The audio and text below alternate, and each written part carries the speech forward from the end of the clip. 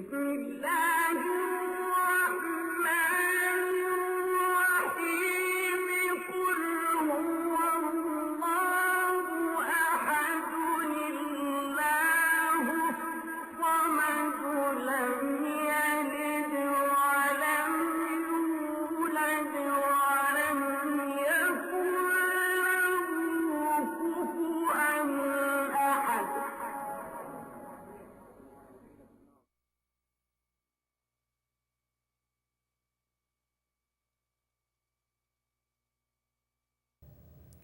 Hello and welcome to Islamic Civilization, this time session 19 that deals with the Umayyad dynasty from 661 to 750 AD.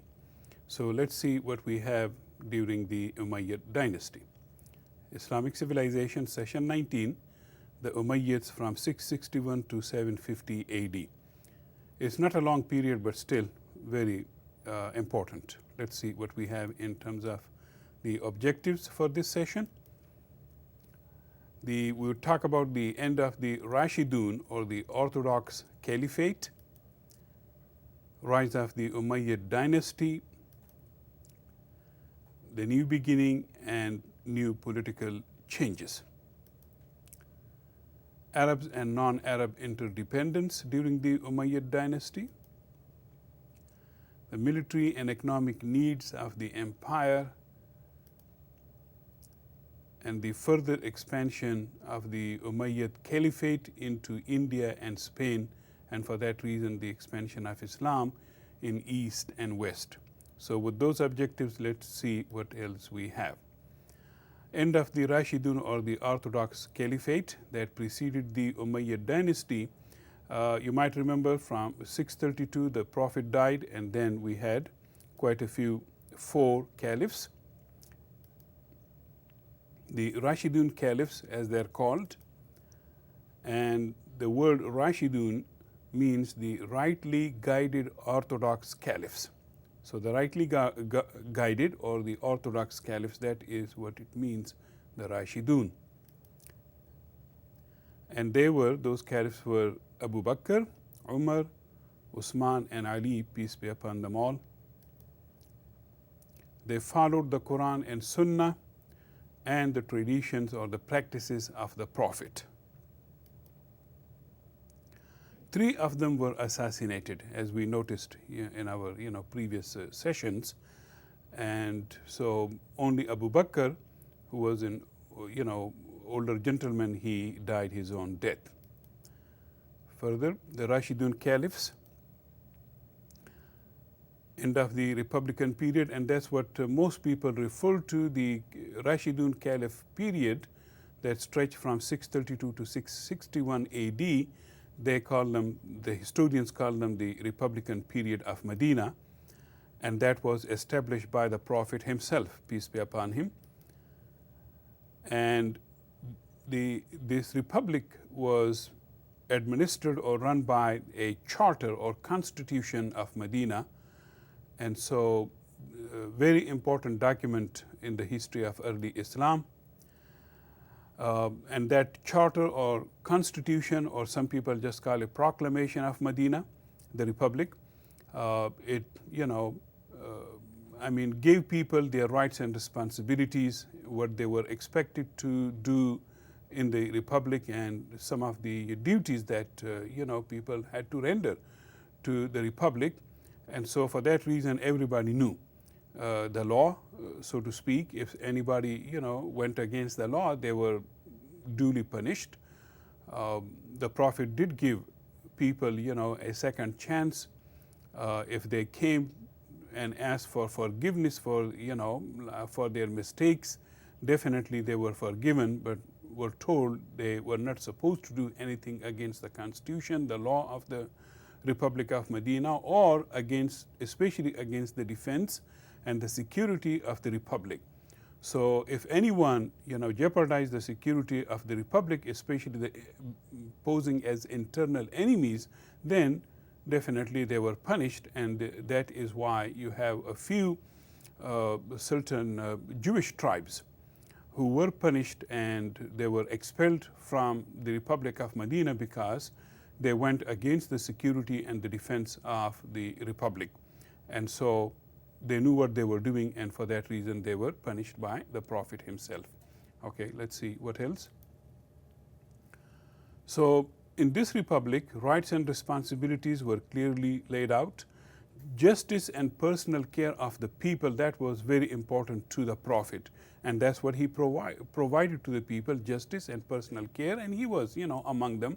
So if they had any problem, definitely they would go to him and he would solve that problem. So it was sort of a personal, rule with him, but at the same time he established the laws and rules for those people who would come after him. So the age of the Prophet and his caliphs, that changed into the age of the dynastic rulers.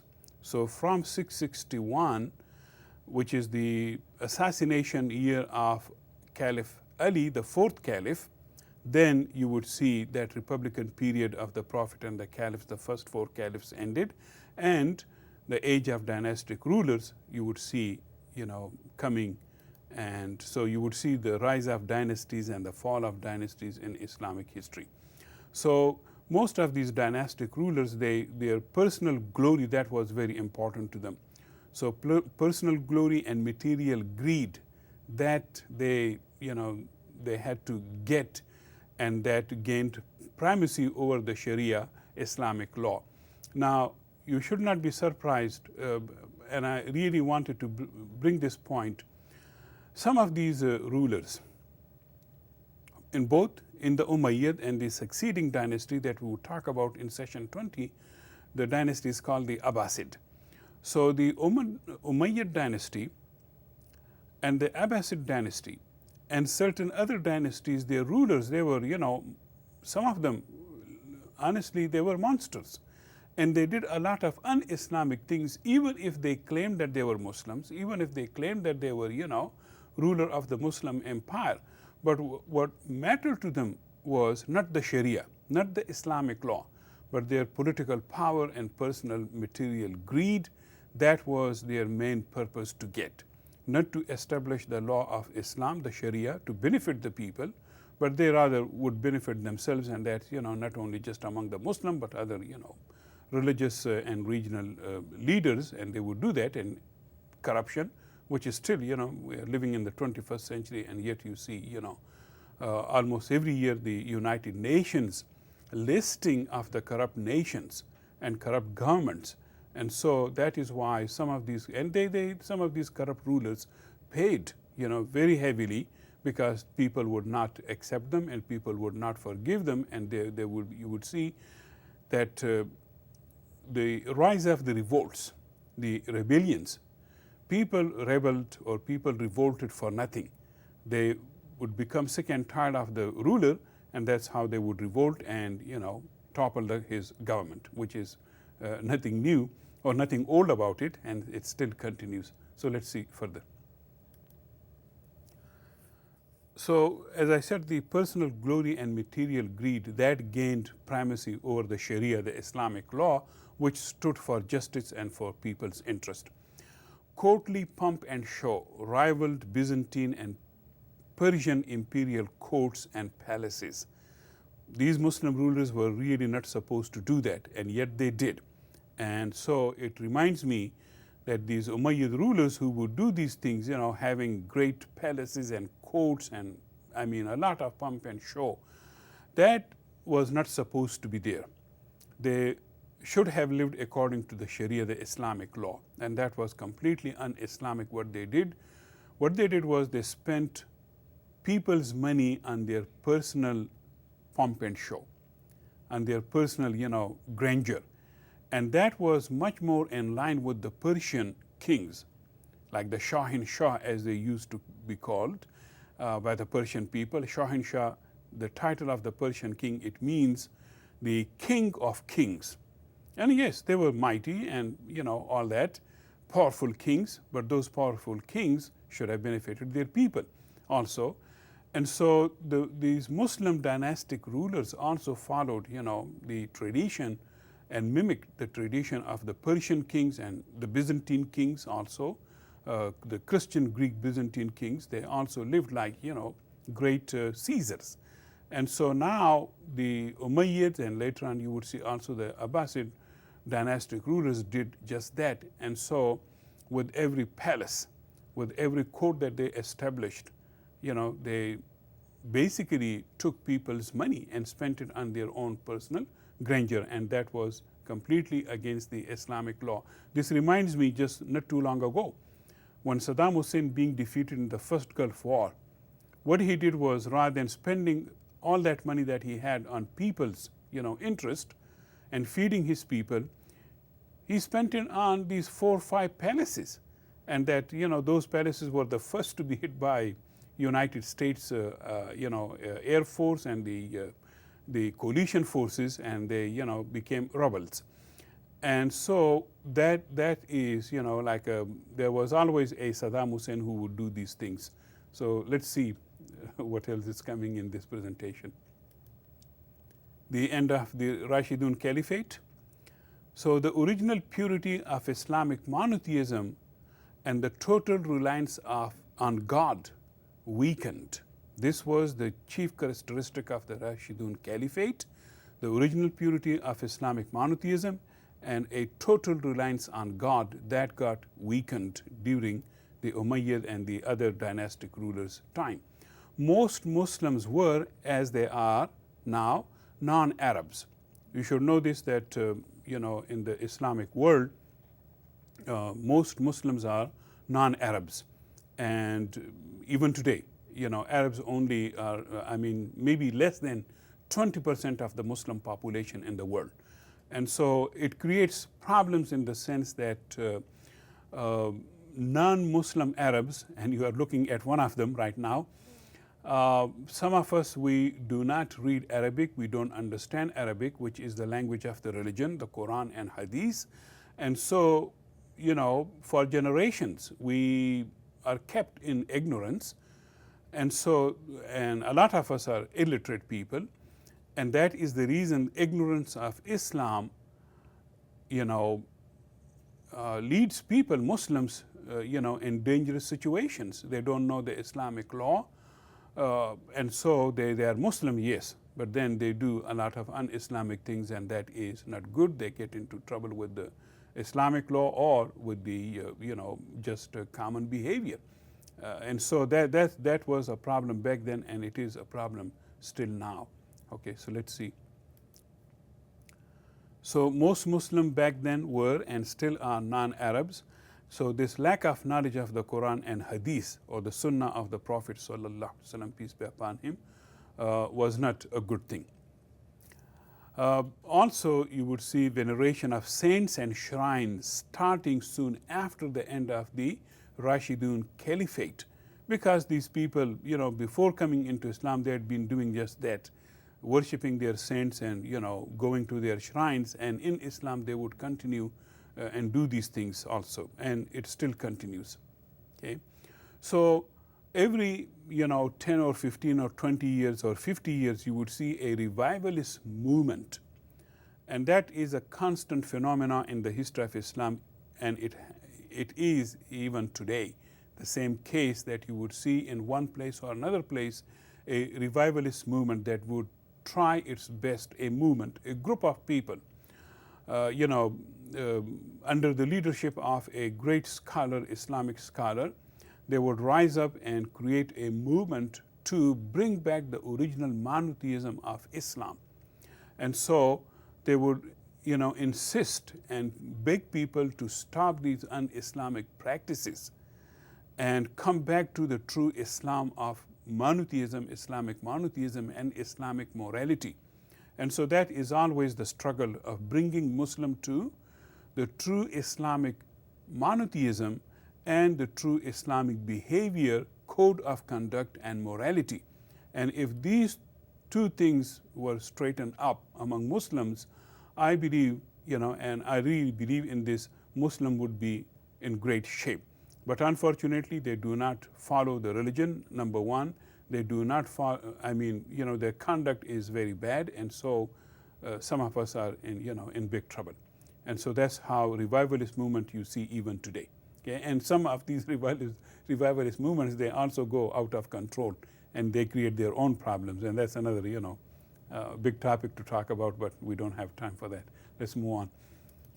So a new beginning outside Mecca and Medina, in Saudi Arabia, modern day Saudi Arabia, or at that time the Arabian Peninsula. So Mecca and Medina would be, left out completely, and you would see a new beginning outside the Arabian Peninsula. And that new beginning, the Islamic religious ideals of behavior did not, that's a very important point to notice. Okay? In all this new beginning, the Islamic religious ideals of behavior did not replace the old cultural practices of newly converted non-Arab Muslims. So these non-Arab Muslims, they did not know Quran, they did not know Hadith, they did not speak or read and write Arabic language. And so the result was, complete ignorance. And so they kept doing what they had been doing even before Islam. And now in Islam, they've been doing their own culture, practicing their own old cultures. And that was, complete contradiction of Islam and Muslims.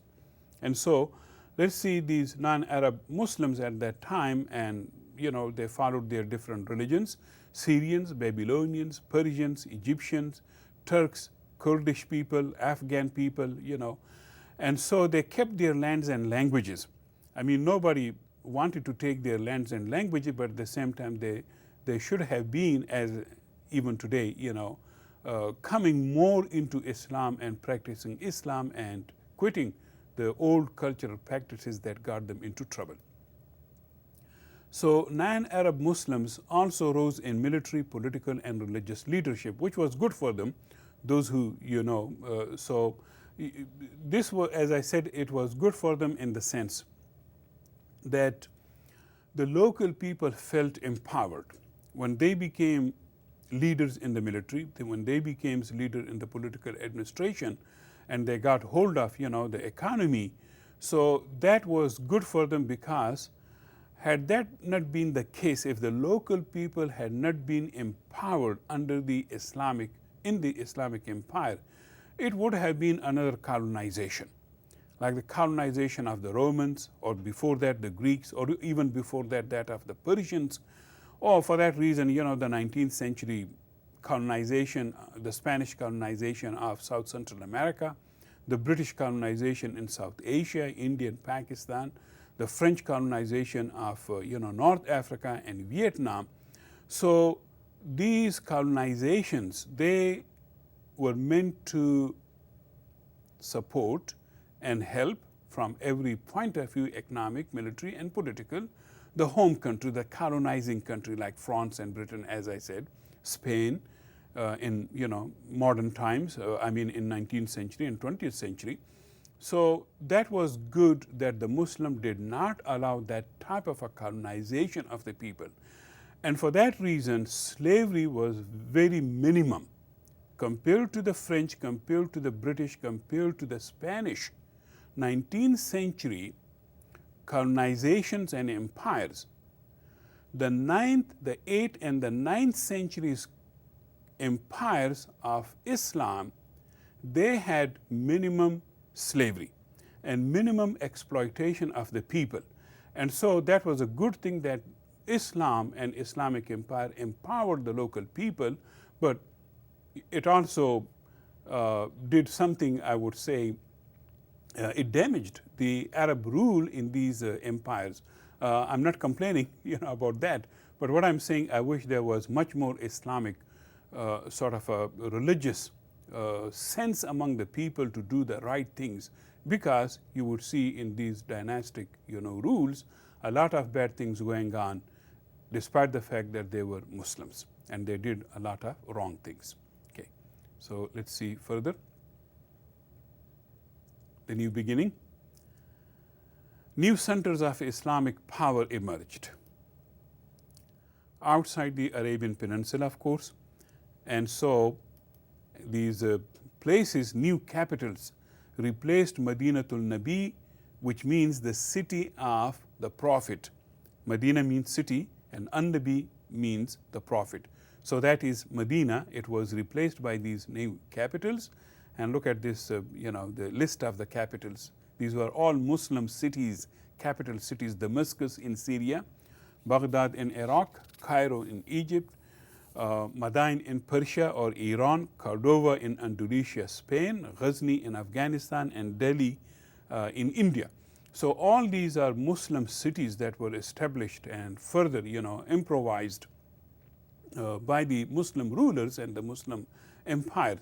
So what happened was, and this is something that happens to all empires and maybe religions of those empires, once the power moves, or for that reason the political system, the economic and the religious system, it moves out of its original place. And that original place in this case being Mecca and Medina in Arabian Peninsula, Saudi Arabia. And as it moved out in the east to Damascus and Iraq and Persia, Afghanistan and India and even Central Asia and China in the east, and it also moved to the west into Palestine and Egypt and Morocco and even Spain. Definitely, it was an enormous place and people, the sheer number of people in those times that Islam went to. So definitely Islam was going to change. As Islam changed these people and brought them in its fold, these people did not completely change. They kept almost everything: their culture, their languages, their lands and properties and everything. So what happened was they also changed Islam. And so the more you leave, and that would be true of any religion, Judaism, Christianity, the more a religion leaves its original place and goes out in space and time to distant places and distant times, definitely that religion, as if by nature law, changes, because other cultures, other belief systems, they creep in, and that is how the religion, becomes, sort of disintegrated in some cases, and that is how sectarian groups and different, believers get into the system, even if they would call themselves Jews, Christians and Muslims, but it would not be exactly the same Judaism as established by Moses, the same Christianity as established by Jesus, peace be upon them, or Islam as established and envisioned by the Prophet, and with the Quran and Hadith.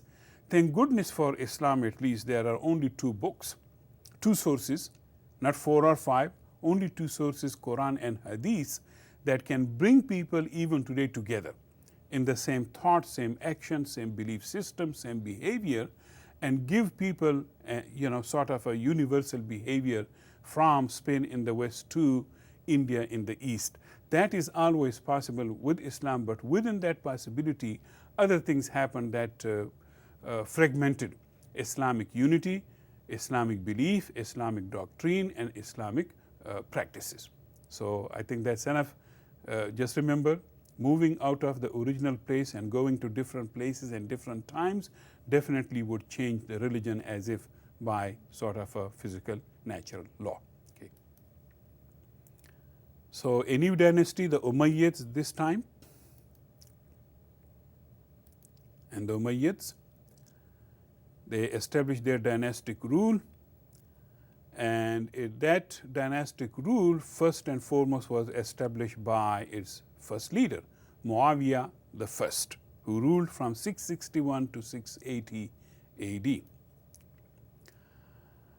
A clansman of Caliph Osman, this Muawiyah, he was a clansman, a relative of Osman, the third caliph who had been assassinated, and that Caliph Osman had appointed Muawiyah the First as the governor of Syria, with his capital in Damascus.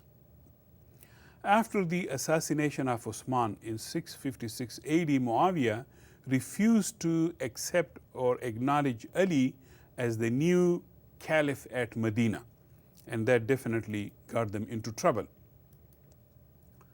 Muawiyah He belonged to, as I said, Umayyad's clan, Usman's clan, and this clan is named after their forefather, Umayyad ibn Abdul Shams. Umayyad ibn Abdul Shams, Umayyad was his first name, and so that became the name of the clan. Ibn Abdul Shams means the son of the slave of the sun, S-U-N. So Ibn means son, S-O-N, and Shams means sun, S-U-N. So it means that Arabs before Islam, they worshipped Shams, they worshipped sun, they worshipped moon and other celestial, beings, and they worship a lot of idols and other gods, Lat, Manat, and goddesses. So this particular group of people or tribe, they had their leader Umayyad ibn Abdul Shams, the son of the slave of sun. The last son is S-U-N. So sun worshippers. And so that, they venerated sun.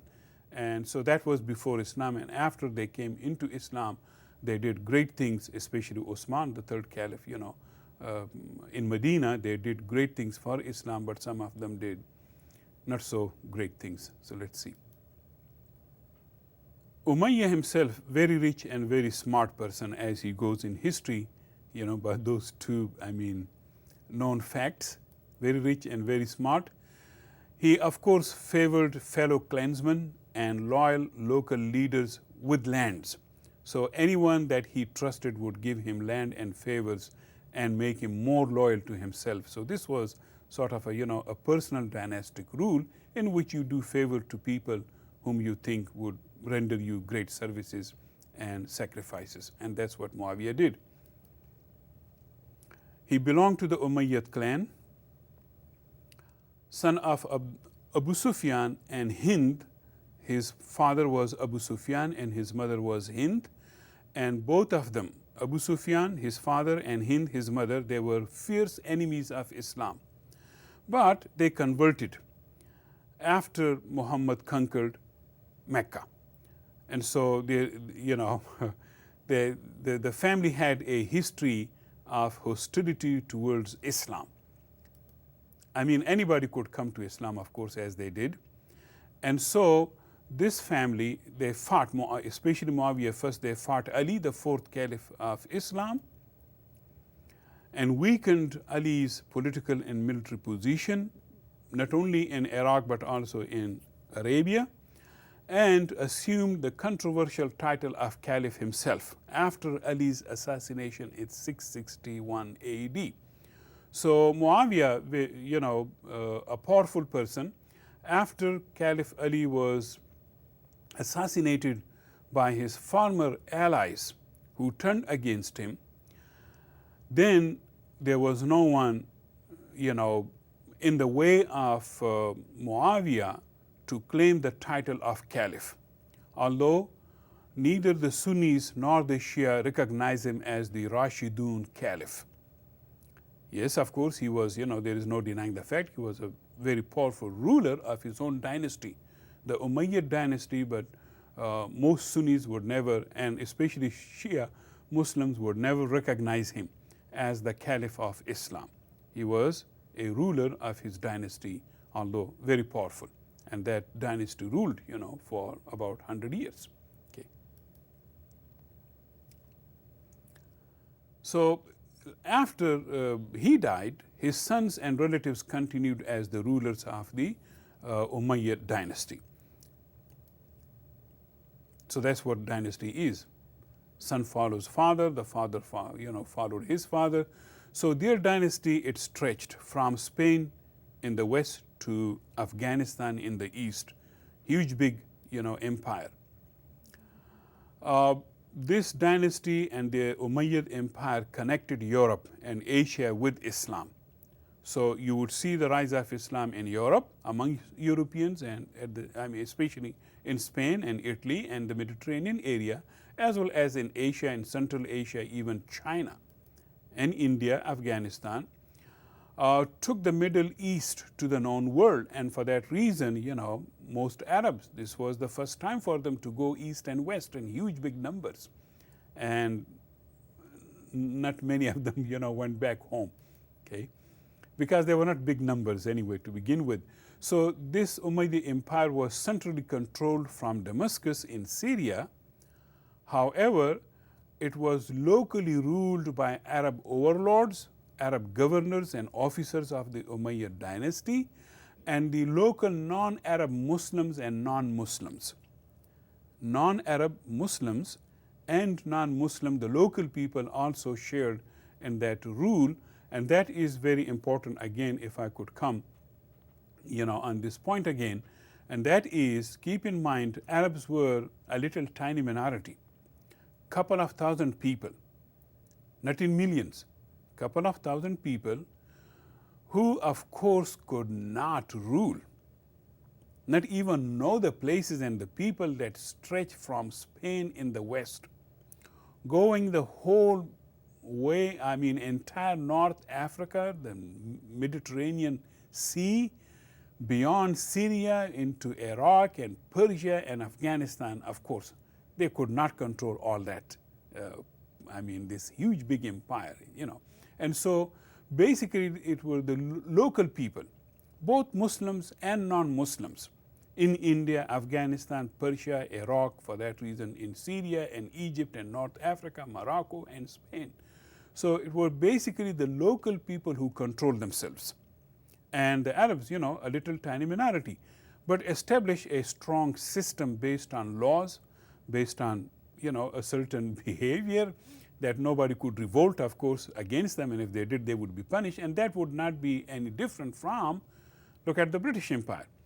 Only a couple of thousand British controlled, almost the whole world, and for that reason in India, only a couple of thousand people, they controlled millions of Indians, and all these millions of Indians were basically controlled by their own Indians for the British rule. And that is how the British rule lasted, for about 200 years, to be safe.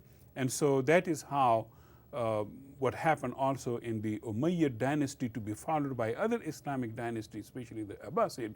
And that is where you would see it was not the Arab who really ruled. It was the local person, both Muslim as well as non-Muslim, who lived their lives and controlled their places and people and their products.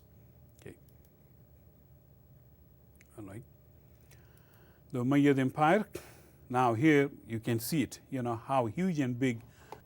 So from the west, right there in Spain, and from Cordova, and you go all the way to, Afghanistan, to Kabul, right there. This is Kabul.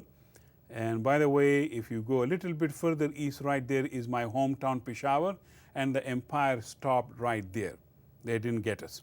But not for long, we would retain our freedom. Somebody would come and get us too. I'm not complaining, okay? And so here is Peshawar, there is Kabul, and so here is Kabul, and there on the other side is in Spain, Cordova.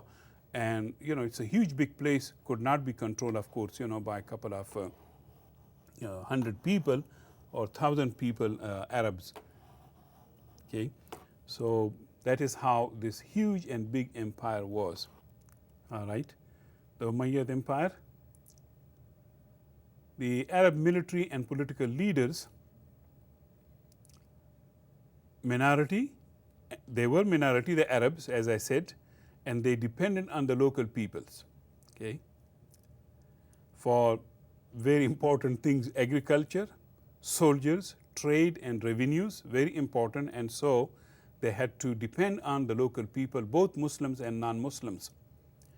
So local non-Arab Muslims, they were called, Mawalis, that we would see, clients, and the non-Muslim people were called Zimmis, the protected people. And so both Mawalis and the Zimmis, Muslims and non-Muslim local people, they were the majority, and they lived under the Arab minority rulers. So the majority of the people, the local people, they were the majority, but they needed the Arab rulers' trust to keep their lands, their liberties, and their professions.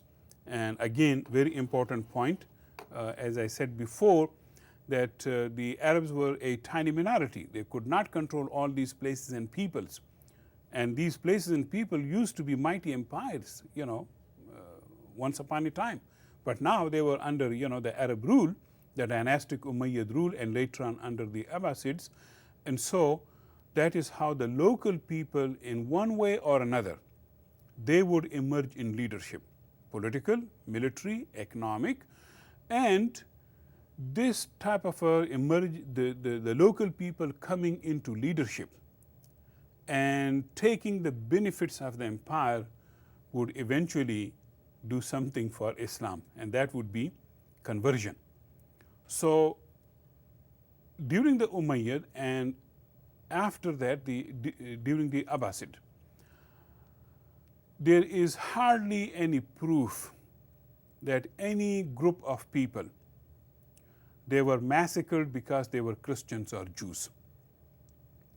If anybody was killed in big numbers or small, that happened because they revolted against the empire, not because they were Jews or Christian or Muslims. And even if Muslim did that, and you would see later on what happened, even the Muslim revolted against their Muslim ruler, again, definitely the Muslim ruler is going to not spare them and move against them. And that would be, true of any country, even in these United States. If you rise against the established rule and government, then the government is going to come after you. So I suggest don't do that. And so that's how, things happened. Warfare, it happened.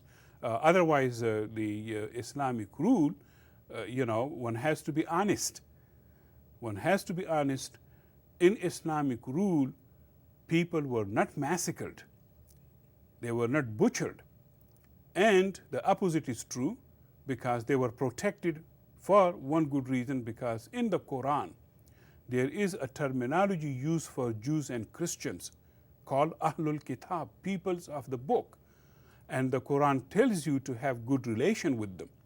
That is why a Muslim can easily eat and drink with Christians and Jews. They can have, socialization and social affairs. Even they can intermarry. Of course, the Muslim man would marry the non-Muslim woman, but not the other way around. But still, intermarriages were possible among Muslims and non-Muslims, especially the Jews and Christians. So that is the reason these dynasties flourished so quickly and so enormously. And the reason was the people were not rising against them. And when they did, of course, that ruler would go down in history. Okay, let's see what else we have. The Umayyad subjects and economy. The conversion of local peoples to Islam, very important point. Once they converted, first thing first they gained was the status of Mawali, or the client status. And Mawali and the client status, it simply means that they were like friends or companions of their rulers, and for whom they had to work for their rulers and be in their company. So that mawaliship or client status brought them closer to the Arab families, and they engage in closer business cooperation and cooptation, and intermarriages, quite common among Arabs and non-Arab Muslims. So these Arabs, who were still looked upon as foreigners as they depended, and these were the rulers, foreign rulers. Arabs, they depended on local non-Arab Muslims and non-Muslims. I think I established that point very well. The best agricultural lands and rivers that came under the Umayyad Empire. Look at this: the Nile River, the Tigris and the Nile in Egypt, Tigris Euphrates in Iraq, and the Indus in nowadays, in Pakistan, the present day of country Pakistan. And so, vast resources and ancient trade routes came under their control. And so Arab Umayyad turned, of course, landlords. They were the rulers. However, they were landlords but could not control all these lands. And so that's why they invested in land reclamation and irrigation, and they were truly dependent upon the local people to do all those great jobs. Used more egalitarian crop sharing system. That was the best thing for the local people, because Islamically speaking, and Islam is a very egalitarian system, and the Umayyad followed that, when they became more Muslim and they turned more Muslim and behaved more Islamically with the local people, the more they gained. So they used more egalitarian crop sharing system in which the peasants were not starved, they were fed and they were given their fair share. And that was the best thing both for the rulers and the subjects. Staying with the economy, military, economy, administration, very important things for any empire. So the Arab, they used first their own Arab systems, okay, military, economic, and administrative system. However, they were very inadequate to rule enormously vast lands and, huge big populations. So they utilized the already working Byzantine administrative system. And so, keep in mind these old empires, the Byzantine and Persian, the two great empires that came under the Umayyad and later on under the Abbasid rule. These empires were like, at least already 500 years old, and functioning, but they collapsed under their own weight and because of their own problems and bad policies. And so the Arabs had learned some lessons from the fall of the Byzantine Christian Empire and from the Sassanid Zoroastrian empires. They tried their best to avoid those, problems, and they kept moving on the right track. If things had worked for the Byzantine and the Persians, they followed those lines. So the Arabs followed the Byzantine, Greek, and the Persian Sassanid administrative and economic systems, especially if they had worked in the past. So the Arab sort of attitude was, if something was working, keep going with it. So if it is not broken, don't fix it. And if something was not working, they had to invent something new, and that also happened a lot in the Arabic lands. Okay, let's see.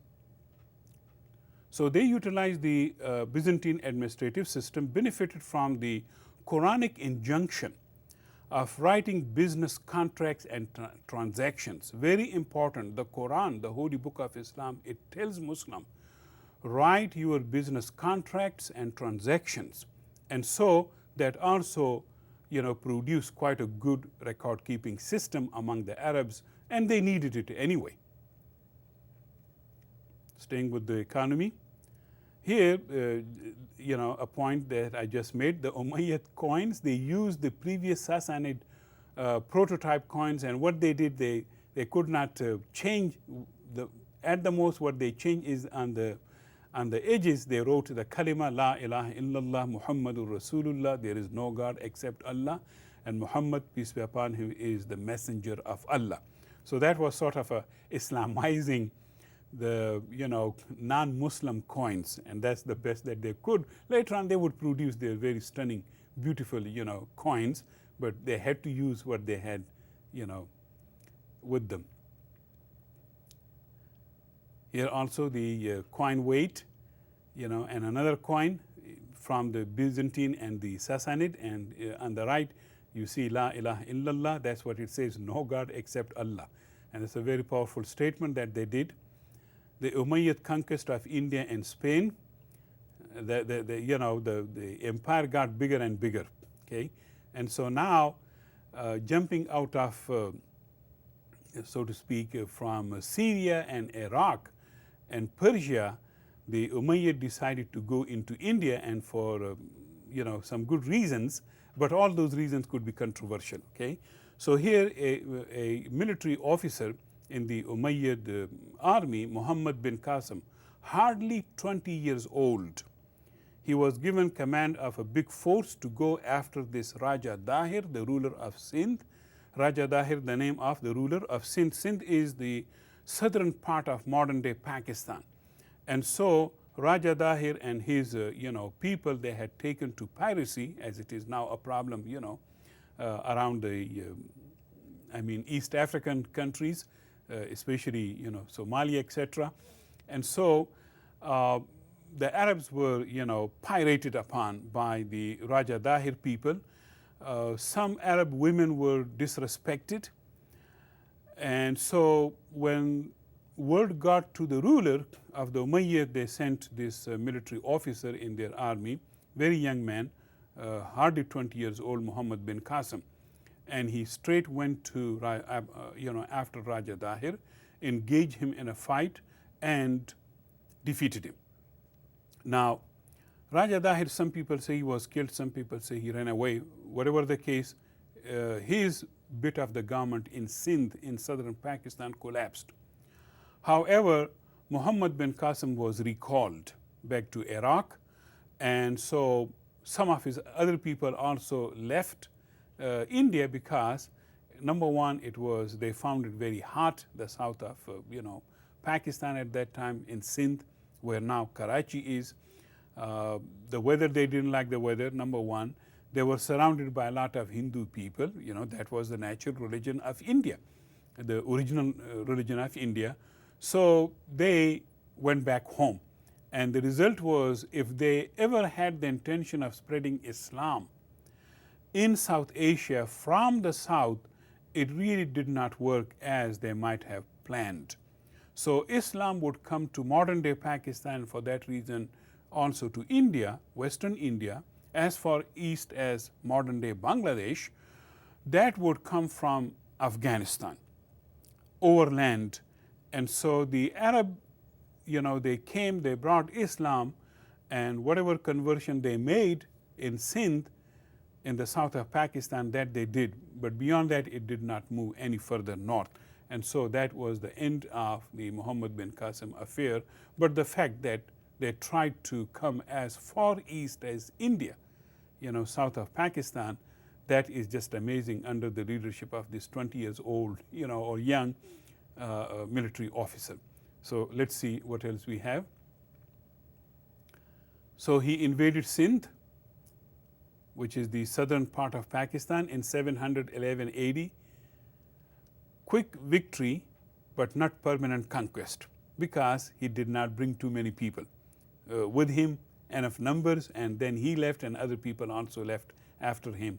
So that was the end of that victory. No mass conversion to Islam, as I said. Okay. Islam spread later by Muslim mystics, Sufis in that region.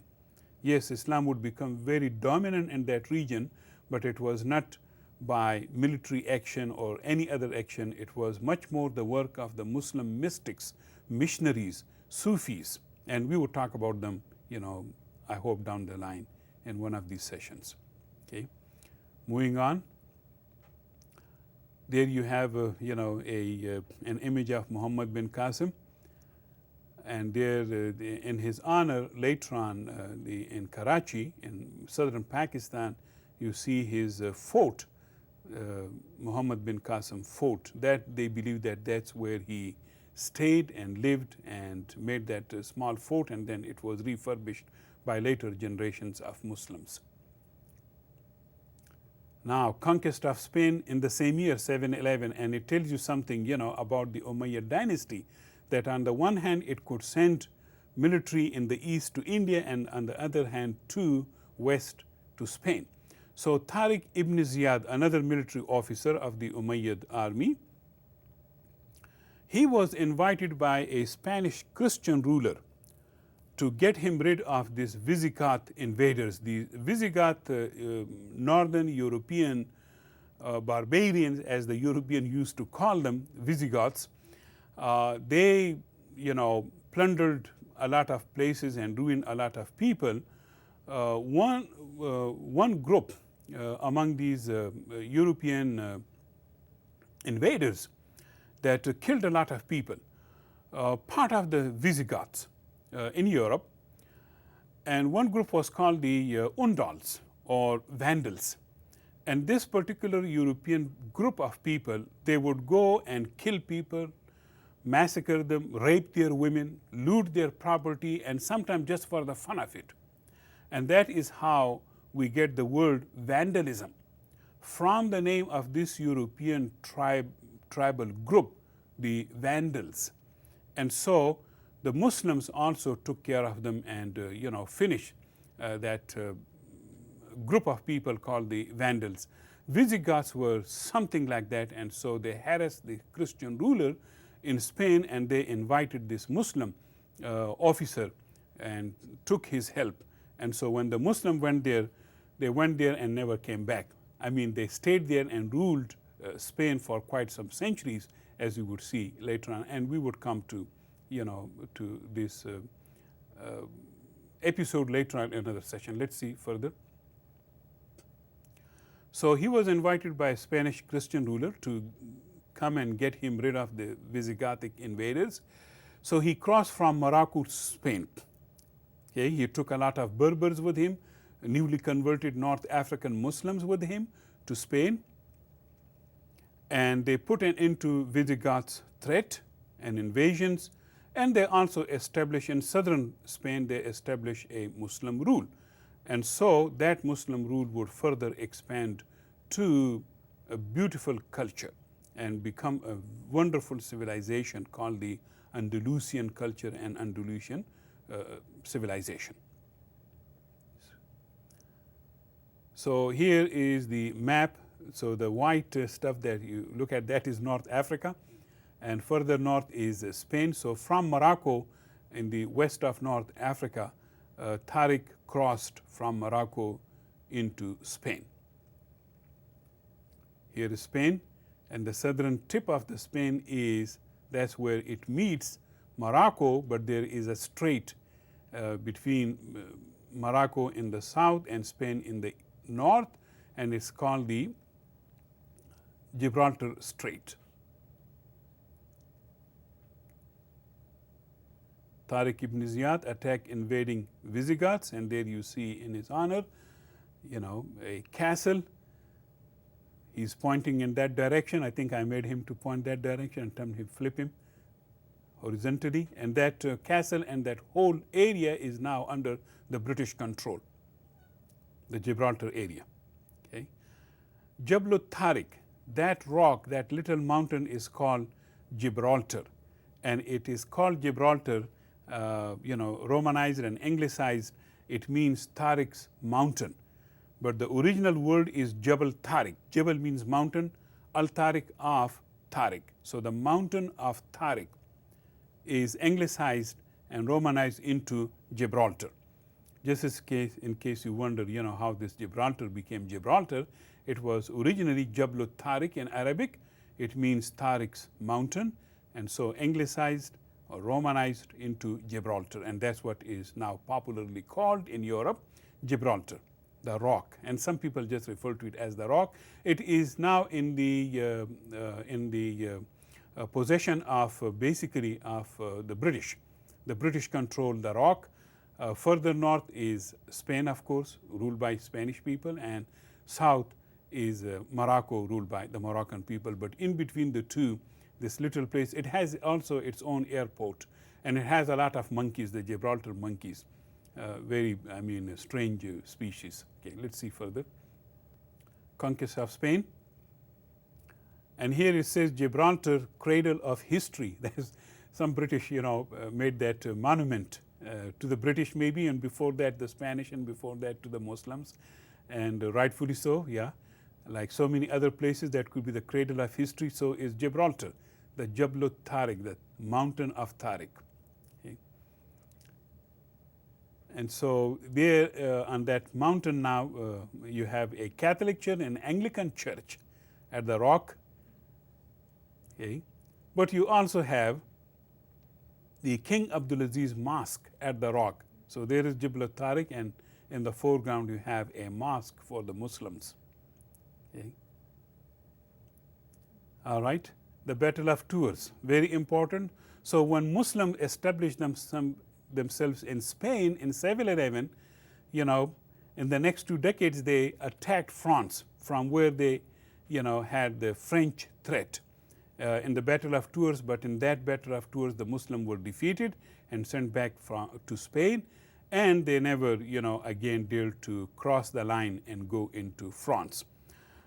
Some people believe that the Battle of Tours in 732 in France is believed to be one of the most decisive battles, at least in the history of Europe, and for that reason in the history of the world, one of the few most decisive battles. And historians tell us that if in this battle the Muslim had won and the Christian dynasty, the Carolingian, had been defeated by this Umayyad Spanish dynasty, that could have been the end of the Christian rule in France. And if the Muslim had got hold of of France as they did in Spain, then from France they could easily go east across the Alps, all the way to Italy, which was the center of Catholicism. And it would have been definitely the end of, the Catholic rule there or the Christian rule there. So most historians believe that if Muslim had won this battle in the Battle of Tours against the Carolingian dynastic ruler Charles Martel, then that would have been, the rise of Islam throughout Europe. And today I think I would not have been the only Muslim talking to you. Okay, so with that personal note, let's see further. Muslim rule in Spain, Andalusia, that we will talk about later on sometime, of Muslim Spain. A unique culture was created by Muslims, culture of coexistence as called, Muslim, Jews and Christians, interfaith marriages and intermarriages, amazing interfaith intellectual and artistic activities, the first of its kind anywhere in the world, this type of interfaith coming together of Muslim and Jews and Christian, and that could be possible only under the Islamic rule. And now we see it also here in the United States. But this was, think about it, from 711 to, that is where the Muslim ruled from 711 to 1492 basically. Okay. First universities that were established in Europe were established first by the Muslims in Spain. Okay. And so I think that was enough. And so write brief notes on any one of these points: the rise of the Umayyad dynasty, economy and the Umayyad rule, the treatment of non-Arab people in the Umayyad Empire.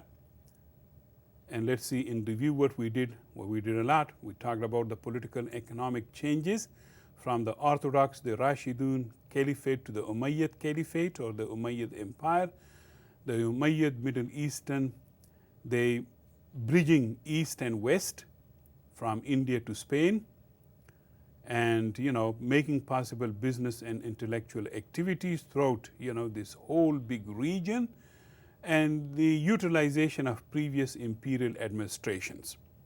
And that's also very important. So stay engaged. Any question, any comments, you are most welcome. Go to online, Anlaulima, send me, messages and check your assignments. And I think we did a lot in this presentation 19, session 19.